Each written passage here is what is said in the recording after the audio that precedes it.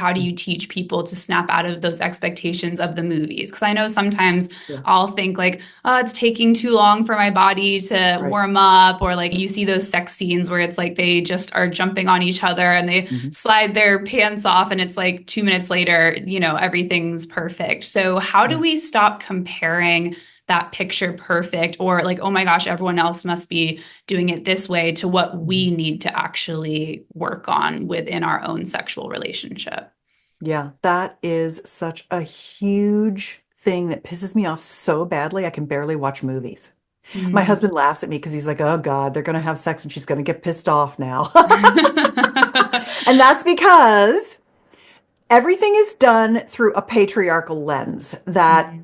that disenfranchises women from the get-go. What does a guy want to do? He wants to get a hard on and he wants to stick it in our vagina. That's what he wants to do.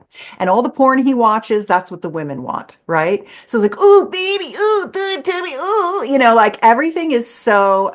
Time magazine had a year or two ago, they had an article on a clinical study that was a researcher took something like 360 random samples of pornography and graded them on whether or not they were degrading to women.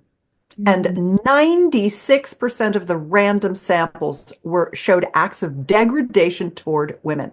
And this is what Mm. our men are watching, and they're watching it. This is what they Mm. masturbate to. They're driven to masturbate, and they like to masturbate to visual things. It's how their operating system works.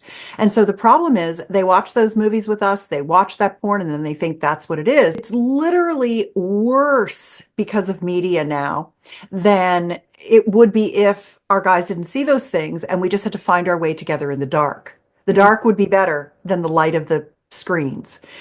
The second thing is that women, especially, as you can see what's happening in our country right now, we have to fight against oppression and repression and the control of our bodies all the damn time, every damn day. 365 days a year, we got to fight against it because generally, and I love men, and I think many men do the very best they can, and they're open to trying things, and they want to be good men, and they want to be good lovers. Men want to pleasure us, but they also grow up in this world of pushing women down, making us subservient, us thinking that, even our parents raise us to be good little girls, to obey, to be people pleasers. And then we see Madison Avenue contributing to all of that, right? All of the Instagram filters, which I'm guilty of. I friggin' use every filter in the book I can to try to make myself look better too. You have to. It's an arms race around here, And I'm 63, so I don't have the skin of the 23-year-old anymore. And so it's really, really tough for women because we have body shame and estrogen makes us judgy and we judge Mm. ourselves.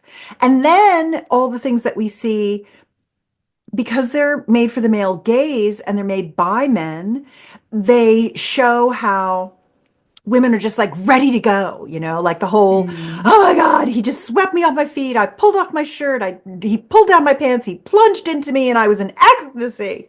And you think, well, what's wrong with me that I'm not in ecstasy? And it's like, girl, well, let's see. It takes you 20 to 30 minutes to get to full arousal. You've got as much erectile tissue in your vulva and vaginal area as, your male body partner does in his penis, but it takes you 20 or 30 minutes to get the blood flow in. It takes him 2 minutes if he didn't already show up in the bedroom with a hard on.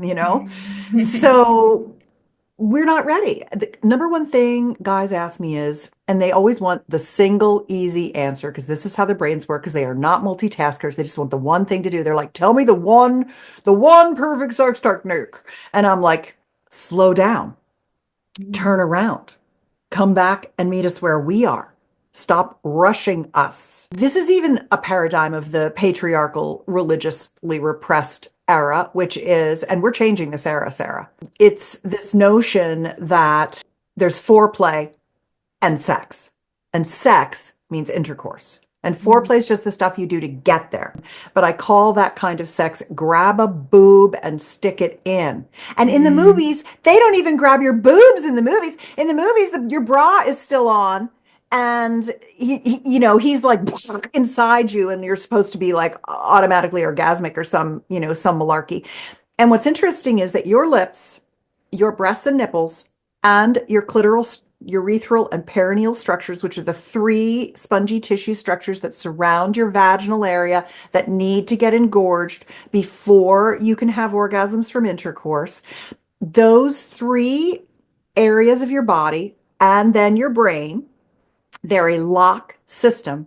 And when you kiss, when you pleasure, when you get your neck kissed, your eyelids kissed, when you get your body touched, when you get your breasts lovingly touched and squeezed, when you get your nipples stimulated, that actually starts the blood flow down to your genital structures so Mhm. they can fill with blood, so they can be full, engorged, erect, so they have lots more surface area that when touched and stimulated and penetrated, it sends enough signals to your biggest sex organ, your brain, which processes the pleasure and tells you it feels good.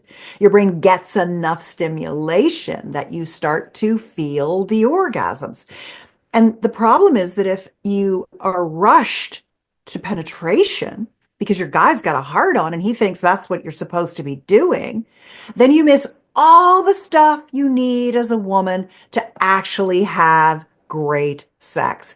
And because you think that's how it is, because that's all you see, and because that's all he sees, you think there's something wrong with you instead of the whole fucking world.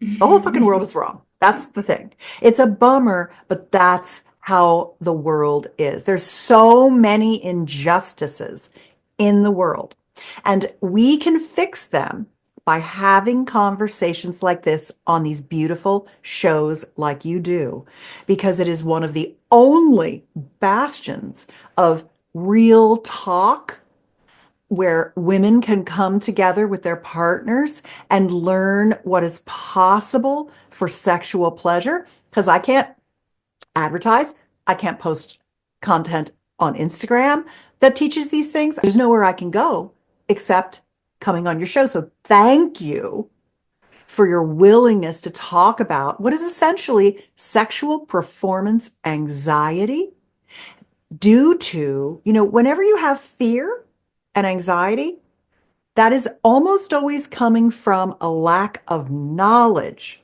When we don't know how things are going to happen, we get scared. We get anxious. When we don't understand how it all works, we get scared. We get anxious. And that fear comes from a lack of information because the information has been kept from us because it's like that telephone tag thing or like urban legends. When you see the same thing in movies, you see the same cookie cutter stuff. And then we think that's what reality is. There's no women running movie studios.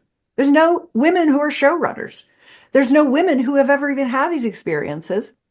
So it's going to take a long time to change. So having these kinds of conversations should, I would imagine, be very cathartic for your fans and followers, that there's not a darn thing you're doing wrong.